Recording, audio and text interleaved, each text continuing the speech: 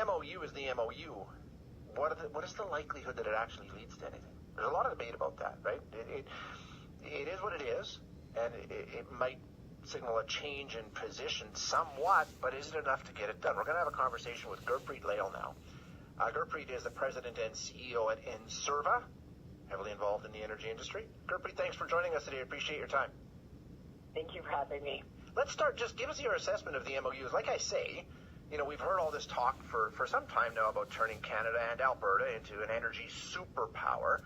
Does the MOU sort of lay out a plan for that? Does it look like that to you? I would say absolutely. I think the way the MOU is laid out, it's actually signaling a positive direction for the industry and for Canada as a whole. It's the best news story we've had in over a decade. I think, some of the language that's in the MOU actually took place even 5 years ago or 6 years ago. Yeah. We would be in a totally different scenario than we are today, but here we are. It is a good signal. It is a positive signal to move us forward. And we should point out, because we often get focused on the pipeline question, which is important to a whole lot of people, but it goes far beyond that, right? Like, it touches on all kinds of different energy areas that we can't just overlook because they're important too. Oh, absolutely. The pipeline is one infrastructure piece, and it's a project that will definitely bring economic prosperity. It will create jobs for a lot of men and women across Canada. However, there's so many other signals in the MOU that will actually hopefully bring investment back into Canada. And that's what we need to work on. Like, what does that actually mean? Can we actually signal to investment or investors that left our market to come back with 2-year max regulatory changes? And I think that's doable. We just need to see some action on behalf of the federal government. And listening to you talk, and as I was talking about it, we hear you're absolutely right to talk about things like hopefully, and we think that it will. But the MOU doesn't do a whole lot on its own, right? Like, we've got the MOU, but now the important works begin, actually making things happen based on that MOU. That's the hard part. Yeah, absolutely. The MOU is it's words on a paper right now, and it's a good positive signal that there's words on paper because they didn't exist before. However, now to make it happen, we actually need to see some regulatory changes in legislature, and that includes, like, if you look at the MOU, there's they want to make changes to Bill C-59, which was the anti-greenwashing bill that affected a lot of industry and companies. But now, what does that mean? How does that translate into reality if they don't start making the changes in legislature? How do we get there?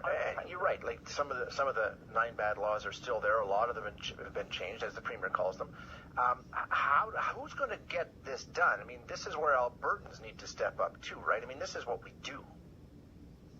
Yeah, absolutely. This is when we talk about Canada becoming an energy superpower, we were always an energy superpower.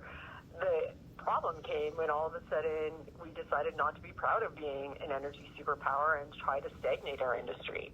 And now we're trying to win that industry back and to showcase who we are as a superpower. We are the people.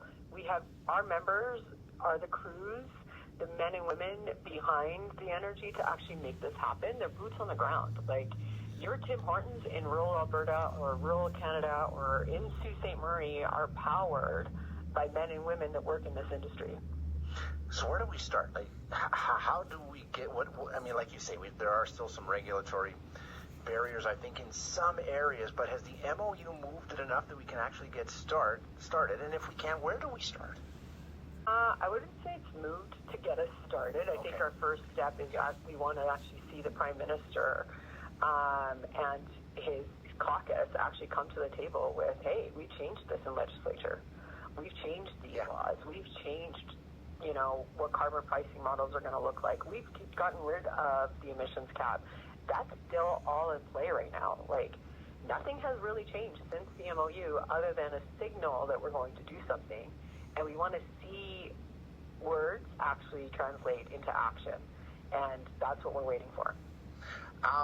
no time to waste. What do you? I mean, this all fits into the larger scheme of things, right? We're talking about Alberta, we're talking about Canada, but everything else that's happening around the world, Gurpreet, just points out the fact that we've got to move on this. We've got to move now.